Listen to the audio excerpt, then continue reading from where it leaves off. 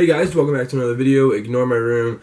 I had a whole catastrophe over my winter break, so we're still kind of cleaning that up from it. That's been a little bit of an issue, so let's get into today's video. So today we'll be talking about which suspension you should keep or get for your car. So the three things we'll be going, the four topics we'll be going over is: should you keep your stock coilovers or suspension? Should you get springs, coils, or bags? And then from there, we're going to go price, ride comfort, and ability to maneuver the car with the suspension mods. Okay, so number one has to be your stock suspension. I think your stock suspension you can keep it if you like the look of it. A lot of people go to aftermarket because of the look. They want their car to sit a little lower. They want their car to go around corners a lot faster. But for price, I think your stock suspension can be the second least expensive. It's right above springs, and I think that for rideability, it is the best of the four. I think when you get your car, they want you to make it as comfortable as possible nowadays, and I think when you put the aftermarket suspension on your car, it really does change the feel of the ride comfort and the ride feel on your everyday drive. And for adaptability or movability, being able to move your coils up and down, you can't with stock suspension because there are no coilovers. It is one piece and they make it like that, and you can only switch out for one. You can bring it all out, or you can put in springs and keep your stock struts. So number two has to be springs, and it is the least expensive. It is also one of the worst for ride comfort. I think when you have a big spring that they put on your car to limit the amount of stress it can put on it, and when it does that, when they make the stock suspension, they don't put much ability for it to stretch. They put it as long as they can, and that way they tighten it up. But it also allows it to make it a little higher. When you get springs, they make them shorter. And when they do that, they have to make them shorter. They have to compress them more. So when they compress them more and you put them in there, they're more likely to spring. That's what they're called, springs, is to spring up or compress in an outward direction, and then that causes the car to bounce. So I say for ride comfort, that's one of the worst. For price, it's the least. And for adaptability or movability, you can't move them. Once they're there, they're there.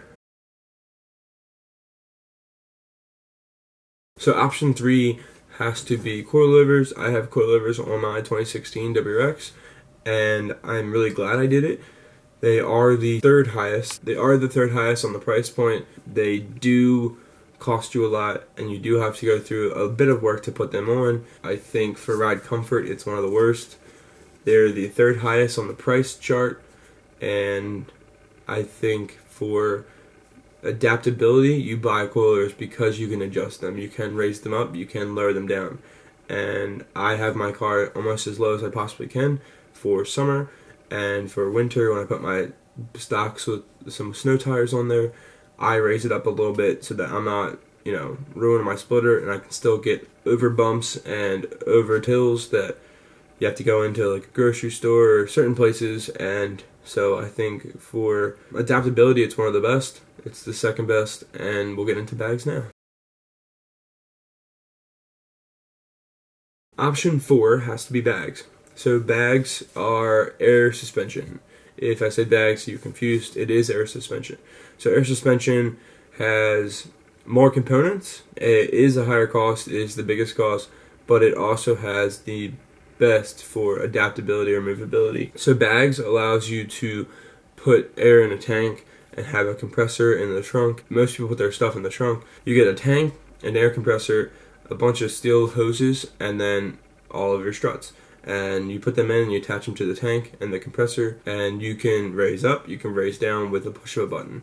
So I think for adaptability, it is the easiest because you can do it with a touch of a button, but it is the most expensive. And for ride comfort, it is about the same as coilovers. You still get the sort of bumpy feel. I think for everyday driving, it is a little bit different, but it does allow you to get up to the steep hills that you couldn't get up with coilovers without destroying your front lip or your front bumper or even that front splitter. Hey guys, thanks for watching today's video. Be sure to check out our merch. You'll see it at the end of this video. But I did want to show you a few new things.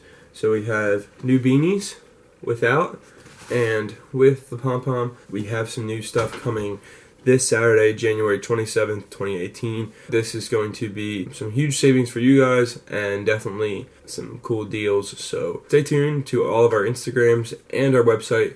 This Saturday, the 27th, 2018, we'll be releasing something big and actually some things big. I can't wait for you guys to check them out.